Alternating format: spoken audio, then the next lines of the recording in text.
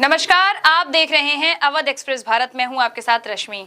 समाज निर्माण में शिक्षकों का अहम योगदान होता है क्योंकि एक शिक्षक समाज को गढ़ने और उसको सुदृढ़ बनाने का काम करता है। कुछ इसी तरह का उदाहरण उत्तर प्रदेश के बलरामपुर जिले के तुलसीपुर में स्थित कस्तूरबा आर्य बालिका इंटर कॉलेज की शिक्षिकाओं ने पेश किया है, जिनकी सराहना प्रधानमंत्री कार्यालय द्वारा पत्र भेजकर की गई। इतना ही नहीं, परीक्षा पर चर्चा कार्यक्रम में सम्मिलित होने का मौका भी दिया गया। प्रधानमंत्री नरेंद्र मोदी से मिली सराहना के बाद शिक्षिकाओं में नए तरह का जोश है। दरअसल बीते नवंबर माह में प्रधानमंत्री नरेंद्र मोदी द्वारा बोर्ड परीक्षाओं के शुरू होने से पहले परीक्षा पर चर्चा कार्यक्रम का आयोजन किया गया था। इसमें देश के कोने कोने से परीक्षा पर चर्चा कार्यक्रम में शामिल होने के लिए छात्र छात्राएं दिल्ली पहुंचे थे। बलरामपुर जिले के कुछ छात्र भी इस कार्यक्रम में सम्मिलित होने दिल्ली गए थे, जहां ऑनलाइन माध्यम से परीक्षा को कैसे एक सहज कार्यक्रम के रूप में प्रस्तुत करने और छात्र छात्राओं के बीच में परीक्षा का जो डर है उसे खत्म करने पर एक परिचर्चा का आयोजन किया गया। इस परिचर्चा में बलरामपुर जिले के तुलसीपुर नगर क्षेत्र में स्थित कस्तूरबा आर्य बालिका इंटर कॉलेज की 3 शिक्षिकाओं ने प्रतिभाग किया था। कस्तूरबा बालिका इंटर कॉलेज में अध्यापन का कार्य संपन्न कराने वाली पुष्पलता मिश्रा, सविता यादव व सरिता पाल सिंह को प्रधानमंत्री द्वारा प्रशस्ति पत्र भेजते हुए एक मोमेंटम भेजा गया है। कस्तूरबा आर्य बालिका इंटर कॉलेज के प्रबंधक गयादीप सिंह बताते हैं कि नवंबर माह में प्रधानमंत्री नरेंद्र मोदी द्वारा परीक्षा पर चर्चा कार्यक्रम का आयोजन किया गया था, जिसका उद्देश्य ये था कि बच्चों में परीक्षाओं का कोई भय न हो। इसी कड़ी में देश भर के तमाम विद्यालय व बच्चे इस कार्यक्रम में सम्मिलित हुए थे। हमारे भी विद्यालय के बच्चे और शिक्षकों ने इस कार्यक्रम में अपनी सहभागिता सुनिश्चित की थी। इसी कड़ी में हमारे विद्यालय में पढ़ाने वाली 3 शिक्षिकाओं को पीएम मोदी द्वारा सम्मानित किया गया है। बेसिकली भारत सरकार द्वारा बच्चों को बोर्ड परीक्षाओं में से भयभीत न हो, इस परिप्रेक्ष्य में भारत सरकार द्वारा परीक्षा पर चर्चा पूरे भारत में कराई गई।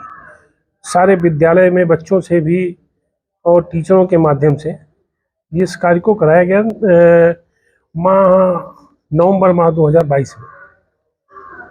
उसमें परीक्षा पर चर्चा पे अध्यापिकाओं से हमारे विद्यालय में क्या पूरे हर जगह सारे विद्यालयों से लेख मांगा गया और जिन जिन का अच्छा लेख था उनको प्रधानमंत्री जी द्वारा ये पुरस्कार भेजा गया है।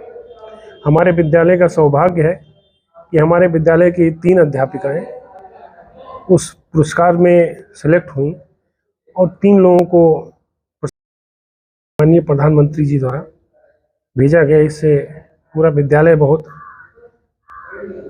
ही खुश है। मतलब इसकी जितनी इससे एक तो महत्वपूर्ण ये है, इस तरीके के प्रशस्ति पत्र मिलने से टीचरों में एक आत्मविश्वास बढ़ता है और विद्यालय को आगे बढ़ाने के लिए वो और मेहनत से कार्य करने में तत्पर होती हैं।